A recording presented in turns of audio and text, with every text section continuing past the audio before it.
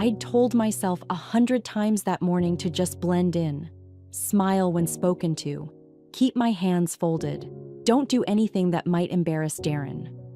My son's wedding day was supposed to be his perfect moment, and I was determined not to be the smudge on an otherwise pristine canvas.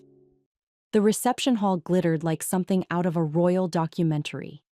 Crystal chandeliers dripping with light, ivory silk tablecloths so smooth they looked poured, centerpieces taller than some of the guests.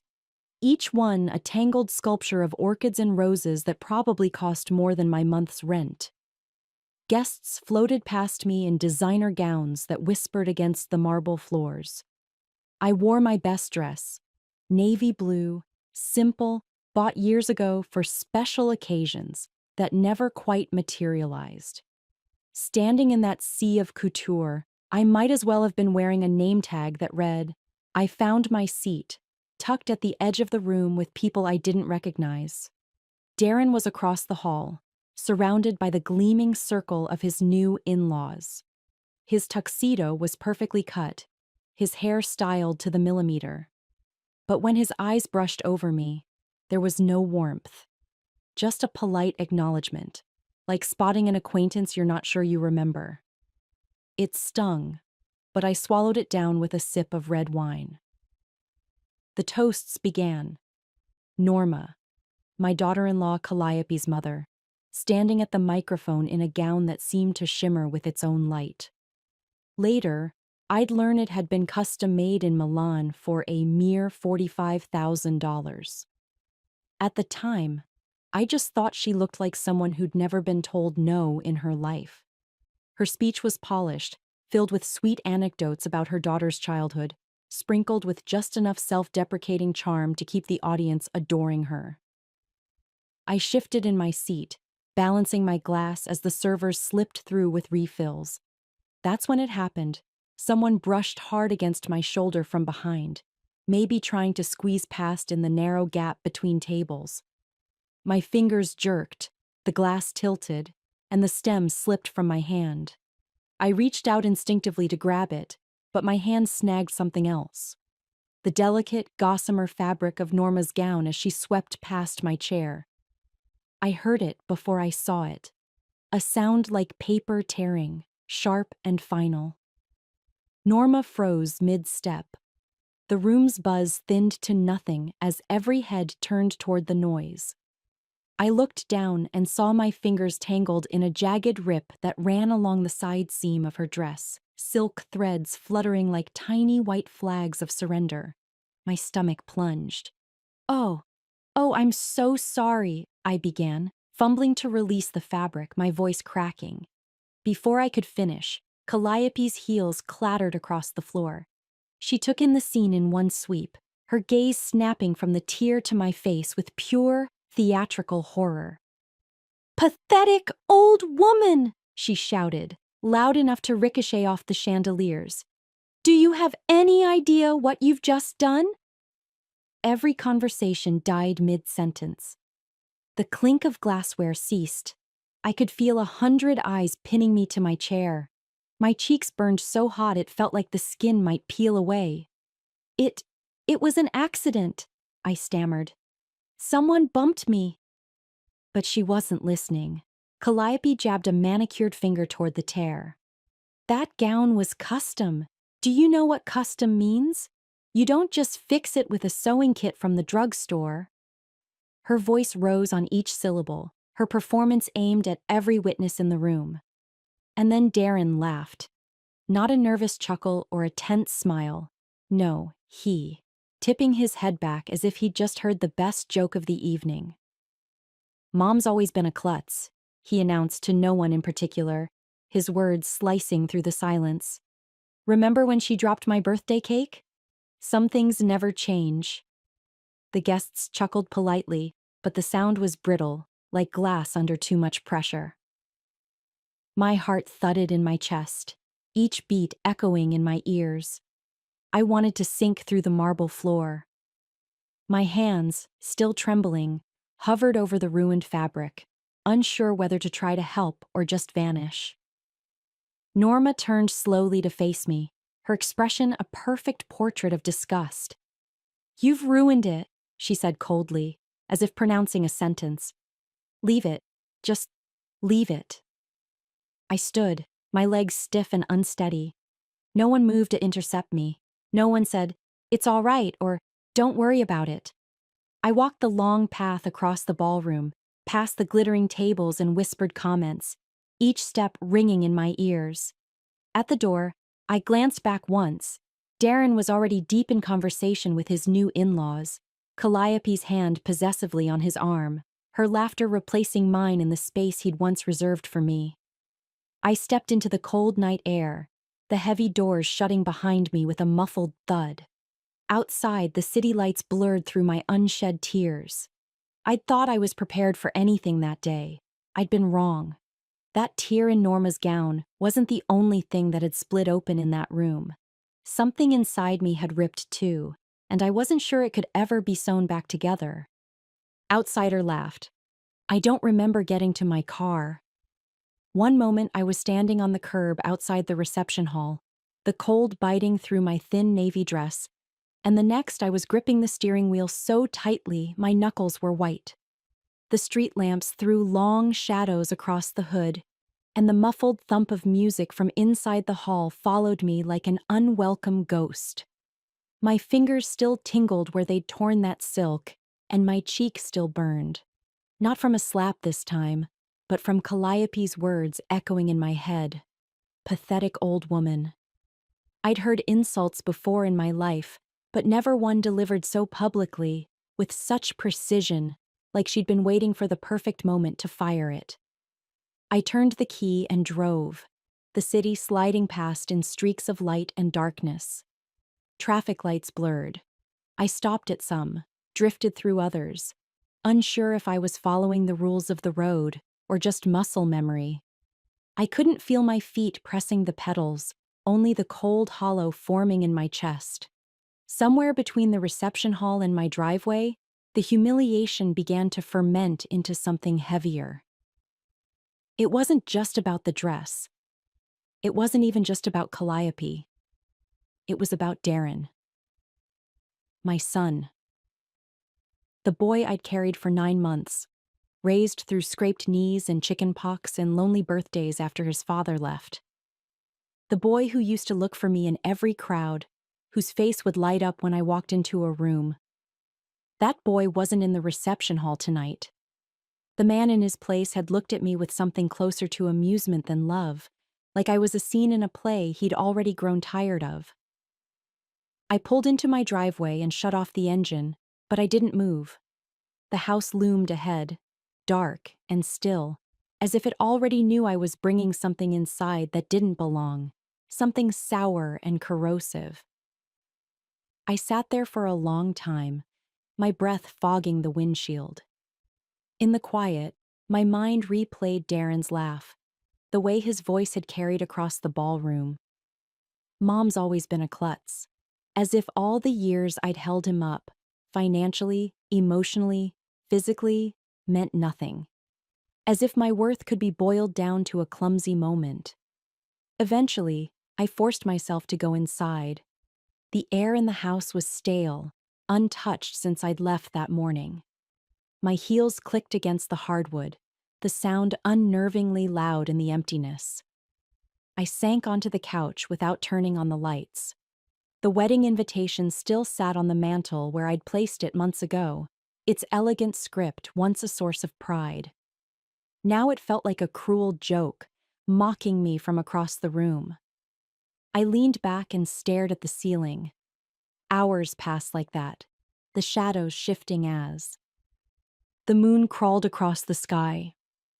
I couldn't stop replaying the night in my mind, but somewhere around the 50th replay, the sharp sting of embarrassment dulled, replaced by something deeper, heavier, and far more painful. Betrayal. That's what it was. Not just in the way Darren had failed to defend me, but in the way he'd joined in. That laugh, that easy dismissal, wasn't new. I realized with a jolt that it had been there before, in smaller moments I'd brushed aside. The sigh when I called him at work, The way he'd changed the subject when people asked what I did for a living. The subtle distance at family gatherings, like he was quietly separating me from the rest of his life. I'd told myself it was stress, that he was busy, that life had simply changed. But lying there in the dark, I saw it clearly for the first time. Life hadn't changed. He had. And maybe, just maybe, I'd been too blind, or too unwilling, to see it. At some point, I rolled onto my side and stared at the framed photos on the wall. Darren at 5, grinning with missing front teeth. Darren at 17, in his cap and gown, eyes bright with possibility. Darren at 25, holding a champagne glass at some corporate event. I'd been there for every one of those moments, even if I wasn't in the frame. Always just out of sight, holding the camera, making sure everything looked perfect for him. Tonight, I'd been in the frame all right, but not the way I'd ever wanted. The shame was still there, coiled in my stomach, but it had fused with something sharper. I thought about the way Calliope had looked at me, as if I were beneath her, an inconvenience she'd tolerated for Darren's sake. And I thought about how Darren had let her. No, encouraged her. Because defending me wouldn't have fit the picture they'd painted for their perfect evening. Somewhere in the early hours of the morning, I realized the truth that made my chest ache in a way humiliation never could. The love I thought was unshakable, the love between a mother and son, had already been fading long before tonight. Tonight had just stripped away the last layer of pretense. I wasn't Darren's safe place anymore. I wasn't even someone he respected. I was just an accessory he could set aside when it didn't match the rest of his life. When that truth settled in, I stopped trying to sleep. Instead, I lay there watching the first light of dawn creep into the room, and I made myself a silent promise. I didn't know what it would look like yet, but I wasn't going to pretend anymore. Not for him, not for Calliope, not for anyone. Something had died in that reception hall. And maybe, just maybe, it was time to see what could grow in its place. When Darren was 6 years old, his father left on a Tuesday morning. No fight, no warning, just a neatly packed suitcase by the door and a note that said he wasn't cut out for family life. I told Darren his dad had gone on a business trip, because how do you tell a little boy the person he loves most has decided not to love him back? That lie stretched into weeks, then months, until it became our quiet reality. From then on, it was just me and him against the world. I worked mornings at the factory, afternoons at the diner, and nights cleaning offices. My hands were always raw from chemicals, my feet swollen from standing 12 hours a day, but every paycheck meant Darren could have what I didn't. New shoes for school, little league fees, piano lessons, things that said, "You matter, you're worth it." When I couldn't afford something, I'd sell what little I had. My grandmother's locket went to pay for his baseball trip out of state. The ring my mother left me covered the down payment for his trombone when he decided band was his new passion. I told myself it was just stuff. He was my future.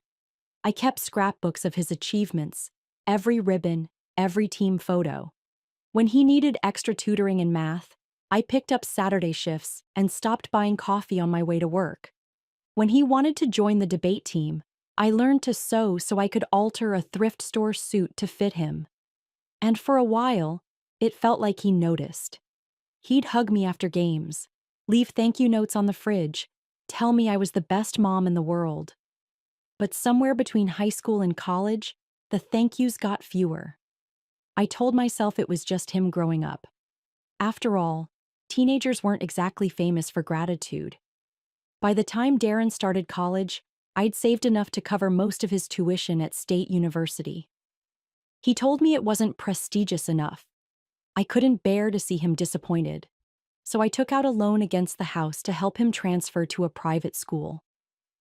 I picked up weekend janitorial work, scrubbing floors while he studied in ivy-covered lecture halls.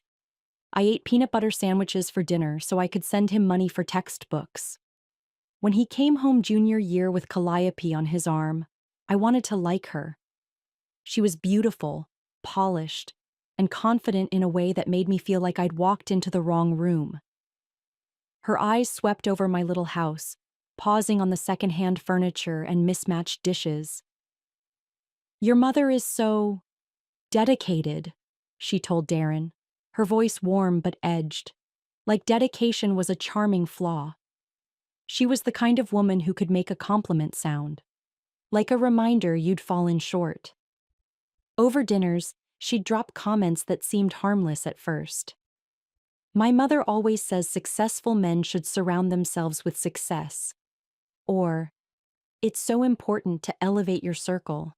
She'd smile at me while saying it, but her eyes were always on Darren, planting little seeds. "I love how close you are to your mom," she'd add casually. "But don't you think it's time to establish some independence?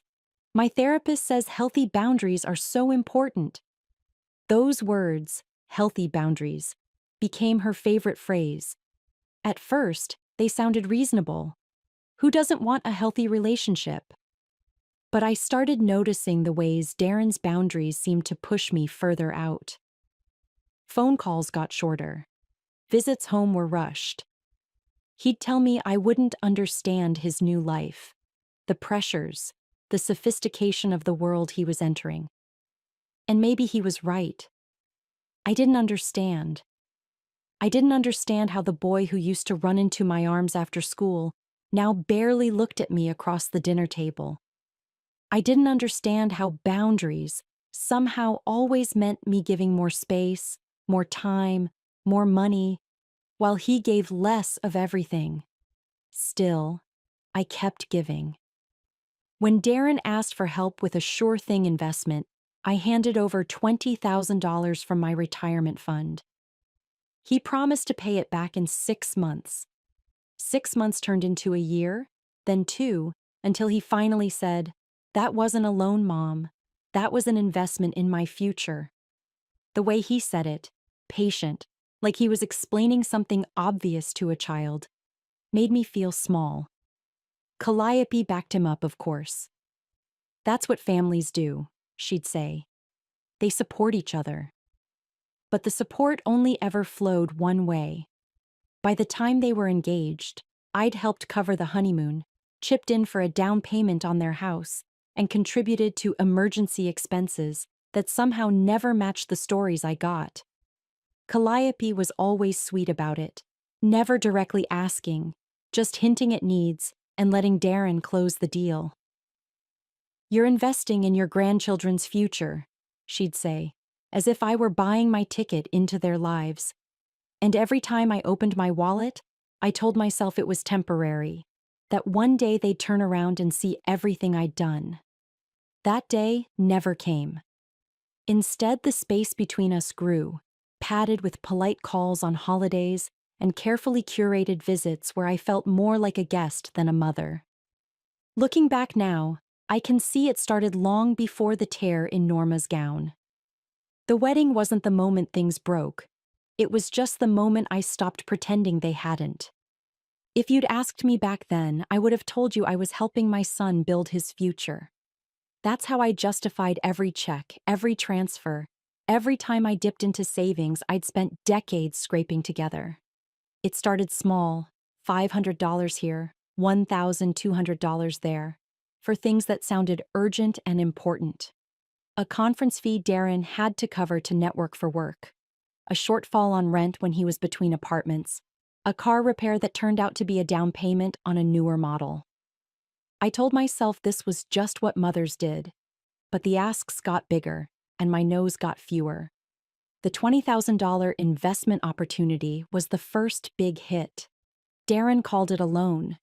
He sat at my kitchen table, leaning forward with that earnest look he used to give me when he was 12 and wanted permission for a school trip. 6 months, Mom, with interest. You'll get it back and more." I remember nodding, signing the check, thinking how proud I'd feel when my boy paid me back and I could tell friends he was a success. 6 months came and went. When I asked about it, he frowned like I'd misunderstood. "That wasn't a loan. That was you believing in me. You can't put a deadline on family support. Calliope chimed in later, her voice syrupy. My parents have always said you don't keep score in family. You give because you love. I wanted to believe that, so I swallowed the lump in my throat and let it go. Then came the wedding. Norma, Calliope's mother, was covering most of the costs, but there were extras they wanted. Live string quartet, custom invitations, a 5-star honeymoon in the Maldives. Darren asked if I could contribute to the honeymoon. Just so you feel part of it all. $15,000. My vacation fund. The money I'd been saving for years to maybe see Europe before my knees gave out. I told myself it was worth it to be part of their joy. To imagine the stories they'd tell their future kids about the trip their grandmother made possible. That's what I clung to. The image of grandchildren. Chubby hands in mine, giggles in my kitchen, someone to pass my traditions down to. Calliope dangled it in front of me like a carrot on a string. We're not ready yet, but when we are, you'll be such a big part of their lives. We want to raise them surrounded by family. Those words loosened the last bit of resistance in me. The down payment for their house was the next ask. $45,000. Years of careful saving, of skipping dinners out, of wearing my winter coat 2 extra seasons so I could stretch every dollar. It's really for the kids we'll have, Calliope said sweetly, hand resting on her flat stomach. They'll have a yard to play in, a safe neighborhood, good schools. I wrote the check and told myself it was an investment in my grandchildren's future, not a gift to people who already had more than I ever did. But with every dollar I gave, something shifted. I noticed it first in the way they spoke to me. Less gratitude, more expectation. When I visited, the tone was different, like they were doing me a favor by letting me into their schedule. I stopped getting invited to casual dinners or weekends away. Holidays were rotated between families, but somehow my turn came less often. The more I gave, the smaller I seemed to become in their eyes. My opinion didn't carry weight. My presence wasn't necessary. But my checkbook always was. Even my birthday one year was reduced to a quick lunch at a crowded cafe, where Darren spent most of the time answering work emails. No gift, no card, just a mention that they were stretched thin and couldn't do much that year. This, after I just helped them cover unexpected closing costs on the house. I told myself it was temporary, that once they were settled, they'd remember everything I'd done, that Darren would one day look at me and see not just the money, but the sacrifices behind it. I kept that hope alive with daydreams of babysitting, of baking cookies with my grandkids, of hearing them call me grandma. But the grandkids never came, and the calls came less often. The requests, though, never stopped. Sometimes they were dressed up as opportunities. Other times they were dressed up as emergencies. But always, they were dressed up as love. And I was so desperate to believe that love was still there, I kept paying the price. Looking back now, I can see the pattern clearly. Each gift was a thread, and every time I handed one over, I tied myself tighter to people who were slowly pulling away. What I didn't realize then was that you can give and give until there's nothing left, and it still won't make someone value you. All it does is teach them that your worth is measured in what you can hand over, and I had taught Darren that lesson better than anyone. 3 weeks after the wedding, I was still moving through my days like a ghost. I'd wake up, make coffee, stare at the same 4 walls, and wonder when my life had stopped belonging to me. The silence from Darren was total. No apology, no explanation, not even a perfunctory, "Are you okay?" And yet, I still caught myself glancing at my phone, half hoping for his name to light up the screen. On a Tuesday morning, I decided I couldn't stand the stillness anymore. I went into the spare room, the one I'd avoided for years. It had become my dumping ground. Boxes of old papers, bags of clothes I meant to donate, Half-broken furniture I couldn't quite bring myself to throw away. I told myself I was going to clean it out for more space, maybe set up a little reading nook. Really, I think I just needed something to do that didn't involve sitting alone with my thoughts. The air in that room was stale, tinged with the smell of cardboard and dust. I started with the closet, dragging out box after box. Old tax returns, expired warranties, Christmas cards from people I barely remembered.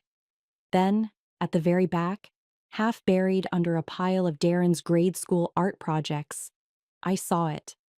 A plain brown file box with my handwriting on the side.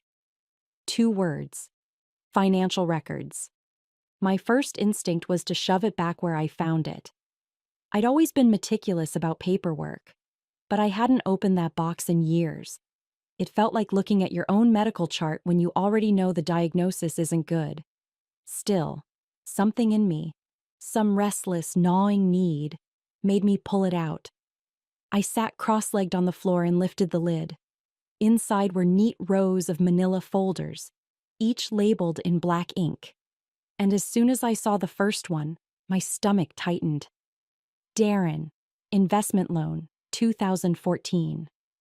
I opened it, and there it was, in his own handwriting. I, Darren Mitchell, agree to repay my mother, Colleen Mitchell, the sum of $20,000 within 6 months of this date, with 3% interest. His signature was bold and confident at the bottom. I remembered writing that check, the way his eyes had shone when I handed it to him. I'd clung to the belief that it was temporary, that he'd make good on his word. He never had. Folder after folder told the same story. The $45,000 I'd given for the house down payment, his own note calling it a loan, the $15,000 for the honeymoon, with a scribbled promise to repay in 2 years. Smaller amounts, too. $2,500 here for medical bills, $5,000 there for closing costs. And then I found the one that made my hands shake, a copy of his mortgage application. Under the section for outstanding debts, in his own writing, he'd listed, personal loan from C. Mitchell, $80,000. He'd acknowledged the debt to a bank to bolster his financial profile, but never to me. To him, I wasn't a creditor who deserved repayment. I was a resource, a safety net, something to be used. The more I sifted through, the clearer it became. This wasn't a few misunderstandings or faded memories of who said what. This was a paper trail, a documented, undeniable history of him taking and never giving back. I remembered the emergency where he claimed Calliope needed specialist treatment not covered by insurance. I'd drained my last savings account to cover $25,000, only to see photos on her social media 2 weeks later of them sipping wine at a Napa Valley resort. When I'd asked, he'd brushed it off, said it was a gift from her parents. Now, with the papers spread out around me, I saw it for what it was, a calculated lie. I added it all up, first in my head, then on the calculator I fetched from the kitchen drawer. Documented loans alone totaled just over $83,000. That didn't even include the undocumented gifts, the countless times I'd handed over cash, covered bills, or bought things they needed without ever writing anything down. With those, the number easily crept over $130,000. My entire life savings, my retirement security. Every dream I'd had for a peaceful old age, gone, sitting in their bank account, woven into their vacations, their designer clothes, their perfect house. I sat there for a long time, the papers fanned out around me like a crime scene, my hands resting on my knees. The familiar shame started to rise in my chest, that awful tightness I'd felt at the wedding. But then something else broke through. It was cleaner, sharper, anger. Not the hot, reckless anger that makes you shout, but a steady, focused burn. The kind that makes you see things with perfect clarity. I had spent years apologizing for not having more to give, for daring to ask when I might be paid back, for existing in ways that didn't fit their world. I'd let him shape me into someone who was grateful for scraps. But looking at these documents, I realized the truth. I wasn't some pathetic old woman who couldn't manage her life. I was someone who had been systematically drained by the person I'd loved most. And I had proof. Cold, signed, dated proof. For the first time in years, I felt my spine straighten. The weight in my chest didn't disappear, but it shifted. It wasn't helplessness anymore. It was resolve. I gathered every paper, smoothed each one, and slid them back into the box in order. My hands were steady now. I didn't know exactly what I was going to do yet, but I knew one thing. I was done being their victim. And when I acted, I wasn't going to ask for permission. The box sat on my kitchen table for 2 days before I could bring myself to act. I'd pass by it on my way to make coffee, feeling its weight like a stone pressing on my chest. $83,000 in documented loans, $130,000 if you counted the undocumented gifts. Every figure circled back to the same truth. Darren hadn't just forgotten to pay me back. He'd never intended to. On the third morning, I woke up with the decision made. I didn't care how uncomfortable it was going to be. I didn't care if it meant he'd never speak to me again. What I cared about was the fact that I had spent 15 years allowing myself to be bled dry, and I finally had the proof to stop it. I brewed a pot of coffee, sat down at the computer, and typed, "Attorney for elder financial abuse near me." Dozens of names popped up, but one caught my eye. Margaret Henderson, 30 years in practice, specialized in family financial disputes. The photo on her website showed a woman with silver hair, a calm smile, and eyes that looked like they'd seen more than they said.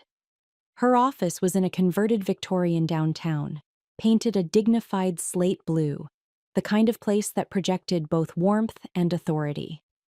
I made the call, and 2 days later, I was sitting in her conference room with the box in front of me. Margaret greeted me with a firm handshake. "Mrs. Mitchell, why don't you tell me what brings you here?" I hesitated for a moment. Saying it out loud felt like admitting I had failed, not just as a saver, but as a mother. Still, I opened the lid and began pulling out the folders, laying them in neat rows across her table. "These," I said, my voice steadier than I felt, "are all the loans I've given my son over the last 15 years, and not a penny of it has been repaid." She listened without interrupting, her pen scratching across a yellow legal pad as I spoke. I told her about the investment loan, the honeymoon contribution, the house down payment, the emergencies that turned out to be vacations. I told her about finding his mortgage application, where he'd listed the debt to me for a bank but never acknowledged it to my face. When I finished, she picked up the first document, a signed loan agreement from 2014, and read it carefully. "This," she said, tapping the page, "is enforceable. All of these are promissory notes, checks with memos indicating loan, anything with his signature and terms. These are legally binding debts." My breath caught. "Even though he's my son?" "Especially because he's your son," she said. "Elder financial abuse often happens within families. The law doesn't make exceptions for blood relations when there's clear evidence of a loan." She flipped through more papers, setting aside a neat pile. "Based on what you've shown me, I'd estimate your documented principal at about $83,000. That doesn't include interest or the undocumented amounts you mentioned. If we pursued this in court, we could likely recover the full documented amount plus interest and attorney fees." I stared at the neat stack of paper, the ink and signatures suddenly looking sharper, heavier. "What would that involve?" "First," Margaret said, leaning back in her chair, "we send a formal demand letter. It lays out the amount owed, the documentation we have, and gives him 30 days to respond with either payment or a reasonable payment plan. If he ignores it or refuses, we file a civil lawsuit to recover the debt. With evidence this clear, I'd be very confident in your case. I felt my stomach twist. If I do this, he'll never forgive me. Margaret's gaze was steady, her voice firm. Mrs. Mitchell, may I be blunt? I nodded. Right now, you're not his mother. You're his victim. And victims don't owe their abusers the courtesy of silence. The words hit me harder than I expected. Victim. I'd spent years avoiding that label, telling myself I was just being generous, just helping my son through hard times. But sitting there in that sunlit office, surrounded by undeniable proof, I knew she was right. What if he calls me, tries to talk me out of it? I asked. Then you don't take the call, she said. All communication goes through my office from now on. That's what you're paying me for, to be the wall between you and his manipulation. I nodded slowly, feeling something shift in me. For the first time in years, I wasn't making excuses for him. I wasn't smoothing over the rough edges of his behavior in my mind. I was looking at him not as my son, but as a man who had taken from me without remorse. Margaret slid a retainer agreement across the table. My hands trembled slightly as I signed it, but not from fear. This was something else, something sharper, cleaner, resolve. We'll have the letter ready in a week, she said. Certified mail. That way we know exactly when he receives it, and exactly when the 30-day clock starts ticking. I gathered my papers back into the box, but they felt lighter now, as if transferring them to her care had shifted the burden off my shoulders. When I stepped out onto the sidewalk, the winter sun was low in the sky, casting long shadows across the street. I took a deep breath. For weeks, I had been replaying the slap, the laugh, the silence. But now, there was something new in my head. A plan. I wasn't sure how Darren would react, but for the first time in a long time, I didn't care. I wasn't waiting for his approval anymore. I was preparing for justice. The day after I signed the retainer agreement, I picked up my phone and scrolled through my contacts. Darren's name was at the top of my favorites list, a position it had held for over a decade. It wasn't because he called often. He didn't. But I'd kept it there, just in case. In case he needed me. In case there was an emergency. In case he suddenly remembered I was worth talking to. My thumb hovered over the screen for a long moment before I tapped Remove from Favorites. The change was almost invisible, just a small shift on a glowing screen, but I felt it like a door closing inside me. Margaret's words from the day before echoed in my head. Right now, you're not his mother. You're his victim. If that was true, and deep down, I knew it was, then step one was to stop making myself so easy to reach. I went through every place his name lived where it didn't need to. I called my doctor's office, my bank, my insurance company. For years, Darren had been my emergency contact. I told myself it was practical.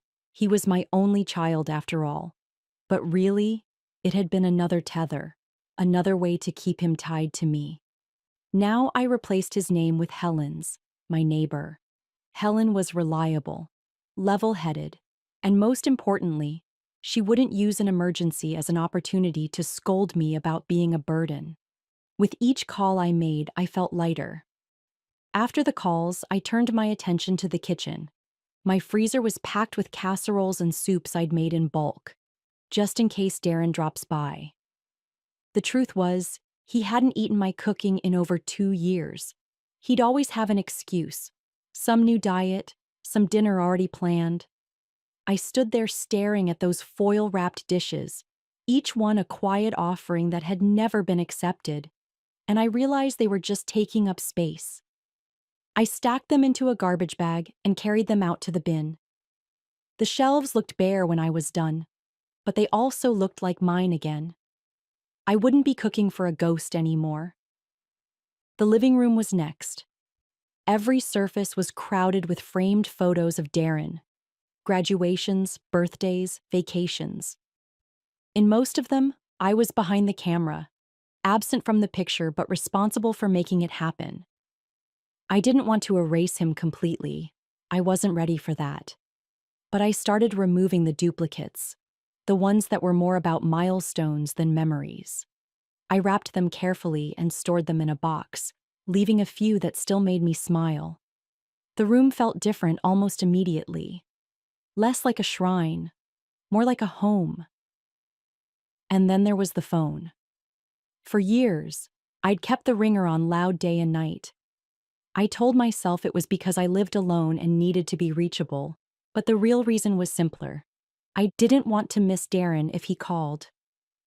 Now, with the demand letter being prepared and Margaret handling all communication, there was no reason to keep living on edge. That night, for the first time in years, I switched my phone to silent after 9 p.m. The first evening felt wrong, like I was abandoning my post. I lay in bed staring at the dark ceiling, fighting the urge to pick up the phone just to make sure it still worked. But nothing happened. No call, no text, no emergency.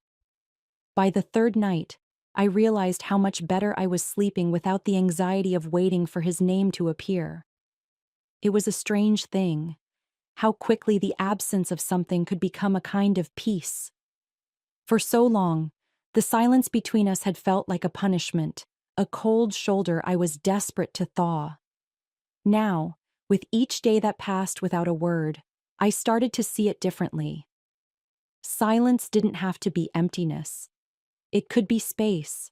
Space to think, to breathe, to remember who I was before my life revolved around someone else's needs. I filled that space with small things at first. A morning walk around the block. An extra half hour with my coffee, reading a book instead of scrolling through old photos. I signed up for a watercolor class at the community center, something I'd always thought about but never done, because it didn't fit Darren's schedule. I started buying groceries for one without feeling guilty, picking up little treats I liked instead of things I thought he might want if he stopped by. The shift was subtle, but powerful. For years, I had been on standby, like an appliance plugged in and ready, just waiting for someone to press the button. Now I was learning how to run on my own power. And the strangest part? The less I thought about when or if he might call, the less it seemed to matter. I wasn't cured of the hurt. I still had moments when I'd glance at the phone, expecting to see his name. I still caught myself imagining what I'd say if he reached out with something real. A genuine apology, maybe, or even just a simple, "How are you?" But those moments passed more quickly now, and they no longer dictated my whole day. The space I was creating wasn't just physical, empty freezer shelves, bare spots on the mantel. It was mental, emotional. And in that space, something new was growing. Not anger, though I still felt it. Not sadness, though that would always be part of it. What I felt most was a kind of quiet readiness. I didn't know exactly what was coming when the letter went out, but I knew I'd be able to face it without flinching. The silence had stopped being a void I needed to fill. It had become the room I needed to stand tall. It was a Wednesday afternoon, and I was at the little coffee shop 2 blocks from my house, reading a novel I'd bought on impulse. I'd started going there since cutting Darren off, savoring the small luxury of sitting in public without feeling rushed, without keeping one eye on the clock in case someone needed me. My phone buzzed with a call from Helen, my neighbor. "Colleen," she said, her voice low like she was sharing a secret. "There's a young woman sitting in a white BMW in your driveway. Says she's your daughter-in-law. Been there over an hour." My stomach clenched, but not with the old, familiar anxiety. This was something different. Anticipation. "Thanks for letting me know, Helen," I said. "I'll be home in a few minutes." I wasn't at the store like she probably assumed. I was sipping my coffee, turning another page, letting Calliope wait. By the time I pulled into my driveway, she was leaning against the car, scrolling her phone with that practiced air of someone accustomed to having the world wait for her. She straightened when she saw me, a smile already plastered on her face. "Colleen," she said brightly. "I was hoping we could talk." I took my time gathering my purse and the book from the passenger seat. "About what? The wedding?" She smoothed a strand of highlighted hair behind her ear. "I think there might have been some misunderstandings. Emotions were running high. It was a stressful day for everyone." I unlocked my front door and stepped inside, leaving it open behind me. She followed, her heels clicking on the hardwood. In my modest living room, surrounded by my unfashionable but comfortable furniture, she looked out of place, like a magazine model dropped into the wrong set. "Can I get you something to drink?" I asked, playing the hostess role I'd learned long ago. "Water would be nice," she said, perching on the edge of the couch as if afraid to crease her clothes. I took my time in the kitchen, filling a glass with ice water, adding a plate of crackers I knew she wouldn't touch. When I returned, she was glancing around at the family photos, her gaze lingering on Darren's face in each one. "So many pictures of Darren," she remarked, accepting the water. "You must miss having him around more." It was a fishing expedition, and I wasn't biting. "Actually, I've been quite busy," I said, settling into my armchair. "Taking classes, reading more. Amazing how much time you have when you're not constantly worrying about other people's problems." Her smile flickered, but didn't fully break. "That's wonderful. Self-care is important. Between us, I think Darren feels terrible about what happened. He's just too proud to reach out first." I tilted my head. "What exactly does he feel terrible about?" She blinked, clearly not, expecting to be challenged. "Well, you know, the situation, the stress. So he feels bad about laughing when you slapped me?" The question hung in the air like a bell. A faint flush crept up her neck. "Colleen, you have to understand. Norma's gown was incredibly expensive." I kept my tone even. "And you assaulted a 65-year-old woman over an accident, and my son found it amusing. Which part exactly is he sorry for?" She set down her glass, hands tightening in her lap. "I think maybe we got off on the wrong foot here. I came to apologize, to try to make things right." "Did you?" I asked. "Because what I heard was an explanation of why your behavior was understandable and a suggestion that Darren is too proud to apologize." Her eyes darted toward the doorway, and I knew why before I even heard the car pull up. Darren walked in without knocking, like he still lived here. He stopped short when he saw us. "Mom," he said carefully, "Callie said you two were talking." "We were discussing her apology," I replied, though I'm still waiting to hear it. His jaw tightened. "I think we're all a little emotional here. Maybe we should take a step back." "I'm not emotional," I said calmly. "Calmer than I've been in years." He moved to stand behind Calliope, his hands resting on her shoulders, a show of unity. "Look, what happened at the wedding was unfortunate. Accidents happen. We all react differently under stress." I nodded. "You're right. Accidents do happen. Like me accidentally discovering some very interesting documents while cleaning last week." His eyes flickered. "What kind of documents?" "Oh, just old paperwork. Loan agreements, promissory notes, things I'd forgotten I had." I smiled faintly. Amazing how different they look when you review them with fresh eyes. Darren's face paled.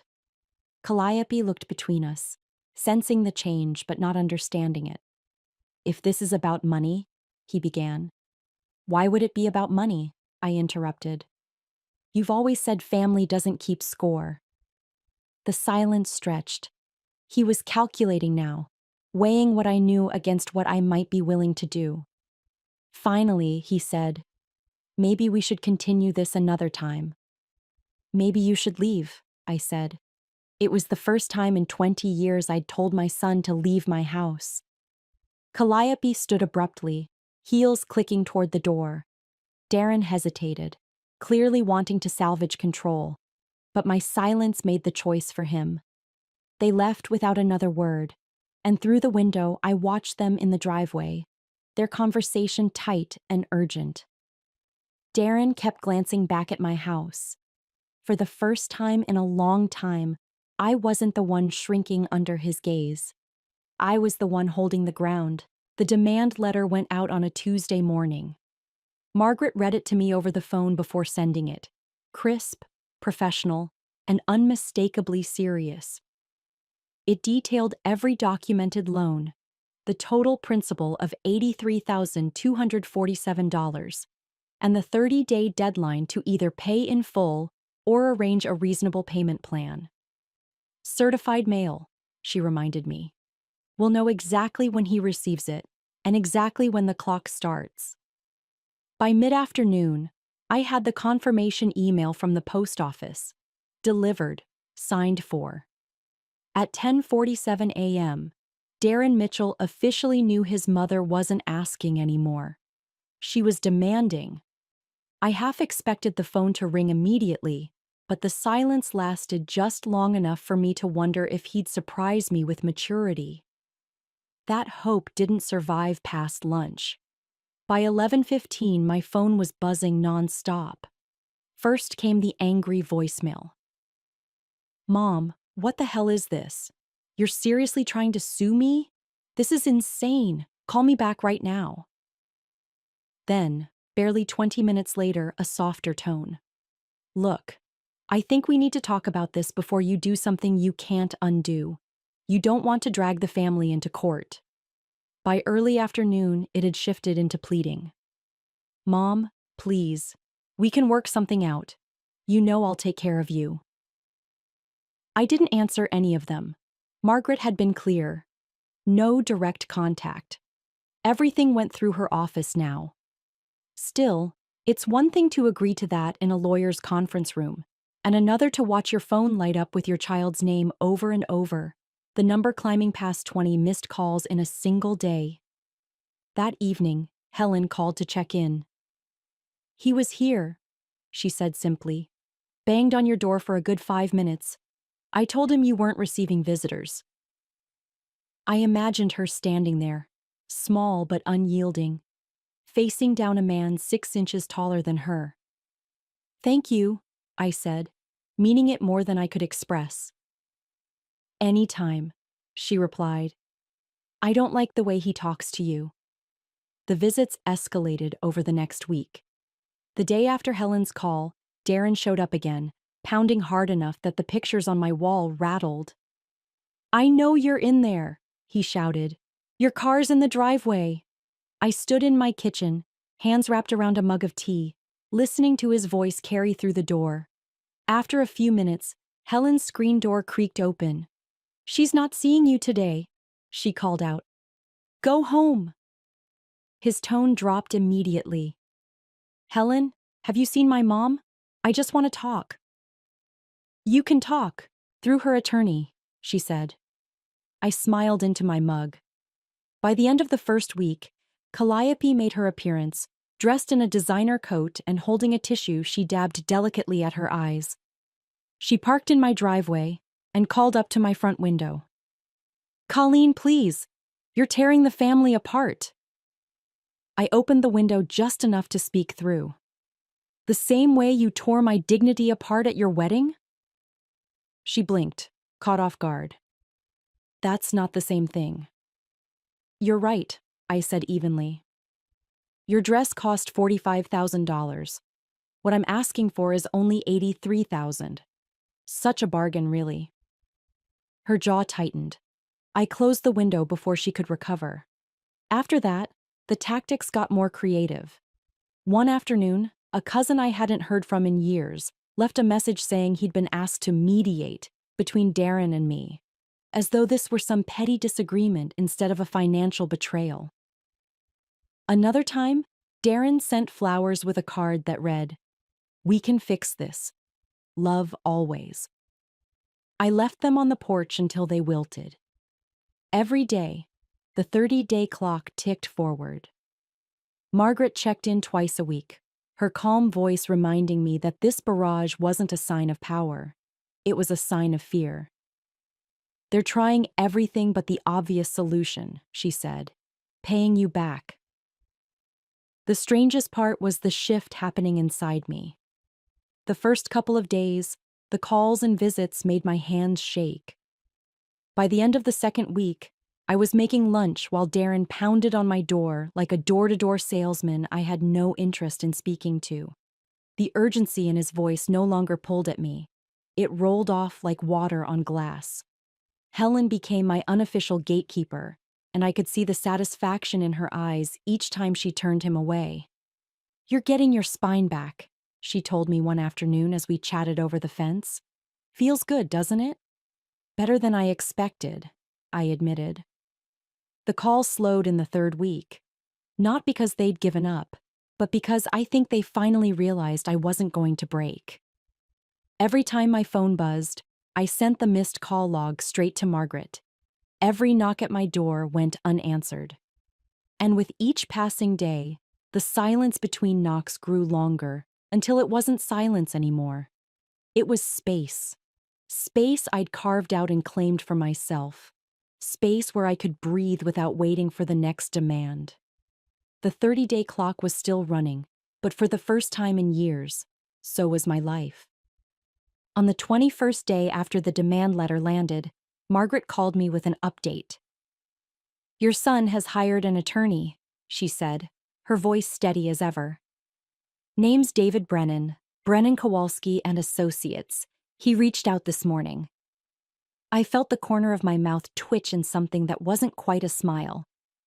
"So, he's not planning to just pay what he owes?" "If he was," Margaret replied, "he wouldn't be paying someone else to fight it." That afternoon, Brennan himself called me. "Mrs. Mitchell," he began in a tone so smooth it almost sounded like concern. "I'm representing your son in this matter.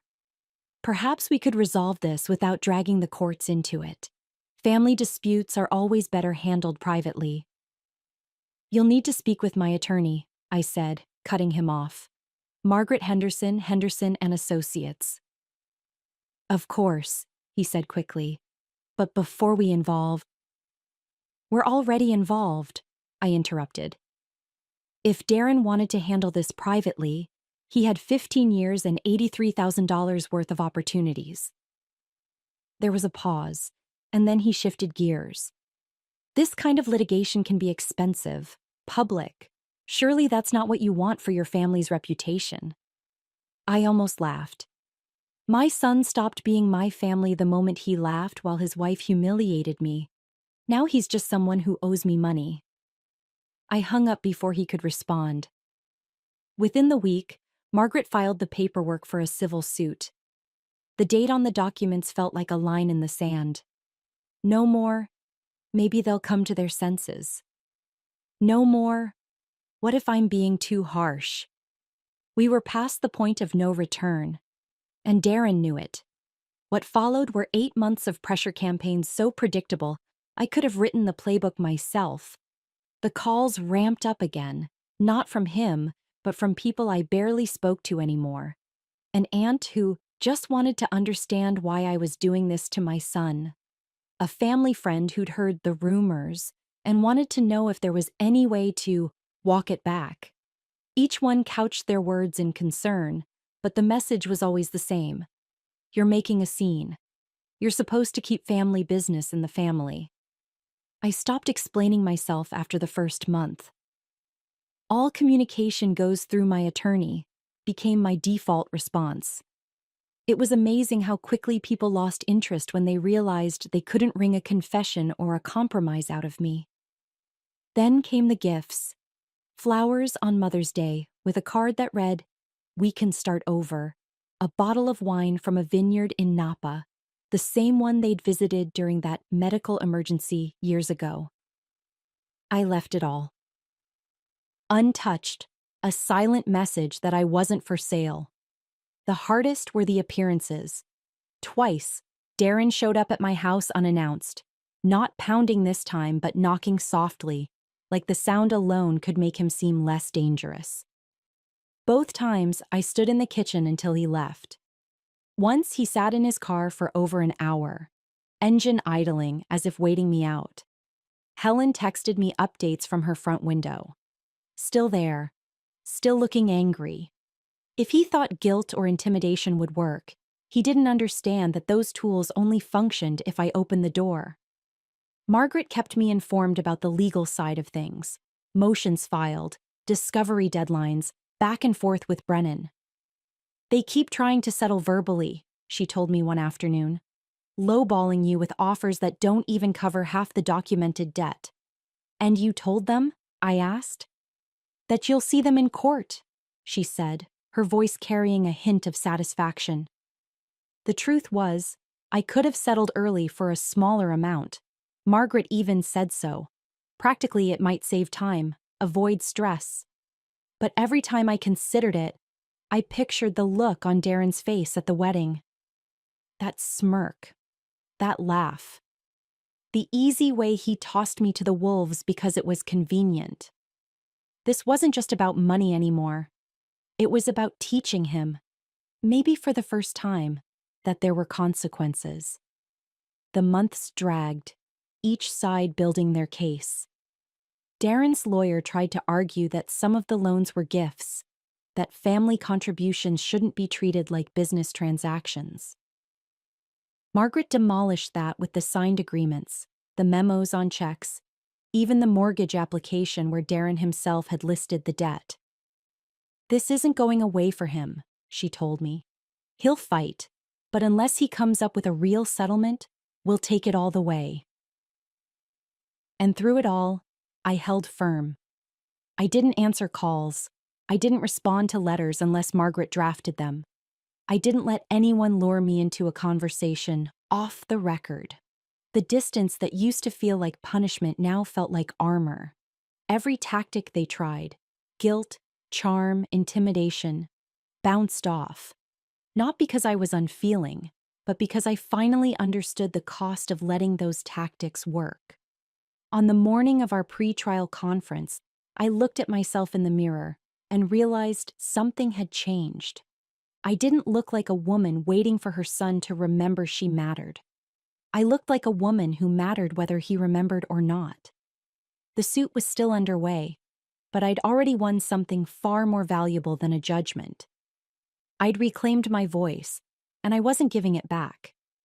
The mediation room smelled faintly of burnt coffee and lemon-scented cleaning spray, the kind of sterile mix that tells you nothing human really happens here, just transactions.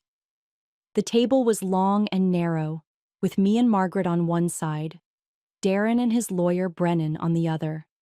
He was dressed in an expensive charcoal suit, the kind you wear to look unshakable, but I noticed the faint lines etched deeper into his forehead since the wedding. Brennan started the way I imagine he always does, with a lowball. My client is prepared to offer $30,000 to settle this matter today and put it behind both families. Margaret didn't even glance at me. Full amount owed plus interest and attorney fees, $97,412, she said, her voice like a gavel. Darren's head jerked toward her. That's impossible. I don't have that kind of cash. You had it when you took it from your mother, Margaret replied smoothly. Figure it out. Brennan leaned forward. Mrs. Mitchell, surely you understand that an extended payment battle will only cause more strain on your family relationships. Isn't there a middle ground? I looked him straight in the eye. The middle ground was the last 15 years of my life. We're past that now. The negotiation dragged for hours. They tried every angle, emotional appeals, veiled threats about how public the court case could become, even suggesting some of the loans were symbolic and shouldn't count as debt. Margaret countered each point with calm precision, sliding documents across the table like chess pieces: the signed agreements, the check memos, the mortgage application where Darren himself had listed the debt. By the fourth hour, Darren's posture had changed. He'd started the day leaning back, one arm draped casually along the chair. Now he was hunched forward, his jaw tight, eyes flicking from me to Margaret like he was looking for an escape route. 50,000 up front, Brennan finally said, and the rest over time. 2,000 a month for 24 months. We'll secure it against his property. Margaret looked at me, giving me the final say. I nodded. As long as the collateral is in place, she confirmed. If a payment is missed, the full remaining balance is due immediately. Brennan agreed. Darren signed the settlement papers with a pen that clicked too many times in his hand. When it was my turn, my hand was steady. As the final signatures were exchanged, Darren looked at me for the first time that day. Not the quick glances he'd been throwing, but a full, steady look. And in his eyes I saw something I'd never seen before. Not love, not even guilt. Respect. It was grudging, reluctant, but it was there. The kind you give to an opponent who has proven themselves capable of winning. Was it worth it? He asked quietly, as Brennan gathered the papers. Destroying our relationship over money? I met his gaze without flinching. I didn't destroy anything, Darren. I just stopped pretending it existed. Margaret closed her briefcase with a snap. We're done here. We walked out into the cold February air, the sky low and gray. I half expected to feel elated, triumphant, something big enough to match the size of the check I was about to receive. But what I felt was lighter. Not free. Not yet, but lighter. The settlement wasn't just about the money. It was proof that I could stand up for myself, that I could draw a line and hold it, even against the person I'd once thought I'd protect forever. The first payment, the $50,000 lump sum, arrived exactly on schedule 2 weeks later. I deposited it without ceremony, then used part of it to book a trip I'd dreamed about for decades. The rest went into an account with my name alone on it. No co-signers, no emergency access for family. The monthly payments started arriving like clockwork, $2,000 at a time, each one a small reminder that consequences still existed in Darren's world. He never missed one, which told me all I needed to know. He'd always had the means to repay me. He'd simply chosen not to, until I forced his hand. The respect I'd seen in his eyes during mediation didn't translate into phone calls or holiday invitations. We didn't reconcile, and I stopped hoping we would. That day in the mediation room had shifted something permanent between us. He no longer saw me as a soft place to land or a wallet he could open without asking. And I no longer saw him as the boy I'd raised. He was just a man who owed me money. And now he was paying it back. Walking out of that building with Margaret at my side, I realized that some victories aren't about repair. They're about closure. And I'd just closed the door on the last 15 years of my life. The $50,000 lump sum cleared into my account on a Thursday morning. I watched the numbers shift on the screen, a digital confirmation that everything Margaret and I had fought for was real. There was no rush of triumph, no giddy laughter, just a deep, steady satisfaction. For the first time in years, I had money in my account that wasn't already earmarked for someone else's needs. That night, I poured myself a glass of wine and booked the trip I'd been quietly dreaming about for decades. Ireland. A month-long stay in small bed and breakfasts, winding along the coast, exploring ancient castles, hearing music spill from pub doorways into the cool night air. It was the trip I'd always promised myself, someday, back when someday depended on someone else's approval. Now it was mine, paid for in full with money my son had once sworn I'd never see again. Ireland was everything I'd hoped for and more. I walked cobblestone streets in Galway, listened to fiddle tunes in Dingle, stood on the cliffs of Moher with the wind tangling my hair. In a pub in County Cork, I met Eleanor, a retired schoolteacher from Dublin traveling solo for the first time since her husband passed. We ended up spending 3 days together, wandering through green hills and laughing over pints like old friends. On our last evening, she asked if I had family back in the States. I told her, for the first time without hesitation or shame, I have a son, but we're not close. The words felt clean, unweighted. Her only response was a gentle nod, as if she understood without needing the story. Before we parted, she mentioned she'd like to visit America someday. I told her my guest room was hers if she ever did. We meant it. When I came home, the house felt different. Not because it had changed, but because I had. The first weekend back, I pulled down half the old photographs of Darren that had once covered every wall and shelf. I left a few that still made me smile. Him as a boy, gap-toothed and laughing, but the rest went into a box in the closet. In their place, I hung pictures from my travels, the sun breaking over the Wicklow Mountains, Eleanor and I grinning in front of a crumbling stone tower, the swirling colors of a market in Galway. I repainted the living room in a warm, deep green, the color of the fields I'd walked through, and replaced the heavy drapes with light linen that let the sun spill in. My home no longer looked like a shrine to a relationship I'd been trying to save. It looked like the home of a woman living her own life. The monthly payments came without fail, $2,000 on the first of every month. I didn't spend them right away. Some went into savings, some into a small fund for more travel, and some into little luxuries I used to talk myself out of. Flowers for my kitchen table, a good set of watercolor paints, dinner with friends without checking the price column first.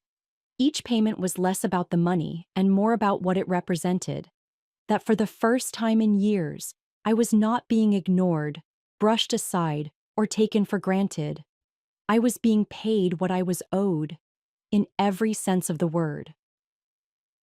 24 months later, the final payment arrived. Along with it came a single sheet of paper, folded in thirds. In Darren's handwriting, debt paid in full. I read it once, then dropped it straight into the trash. Some debts could never really be paid, not with money, not with words. And some closures didn't need souvenirs. What mattered was that the ledger was done. The last tie between us, the only one he'd maintained for the past 2 years, was cut. There was no call, no letter, no attempt at reconciliation. I didn't expect one. Our relationship had survived only as a balance sheet, and now even that was gone. But the space it left behind was something I couldn't have imagined 2 years earlier. Freedom. Not the kind you announce with fireworks, but the quiet, steady kind you feel when you wake up in the morning and realize you're living entirely on your own terms. I didn't need his approval, his presence, or his excuses. I didn't need the illusion of closeness that cost me my savings, my dignity, and my peace of mind. What I had instead was a home that felt like mine, a passport with stamps I'd earned, and a future I didn't have to ask permission to shape. Eleanor did visit, just as she'd promised. We spent 2 weeks touring the wine country, hiking in national parks, and laughing late into the night over pots of tea. She left me with an open invitation to her place in Dublin, and we're already planning our next trip together. Life, it turns out, is full of possibilities when you're not weighed down by people who see you as a resource instead of a person. If you've stayed with me through this story, you probably already know the question I'm about to ask you. What would you do if someone you loved turned your generosity into a ledger and your trust into a game they knew they could win? Would you keep paying the price for the sake of family? Or would you decide, like I finally did, that freedom is worth more than the illusion of love? Tell me in the comments. And if you want to hear more stories like this, about taking your life back when someone has taken too much, There are two waiting for you on the screen right now.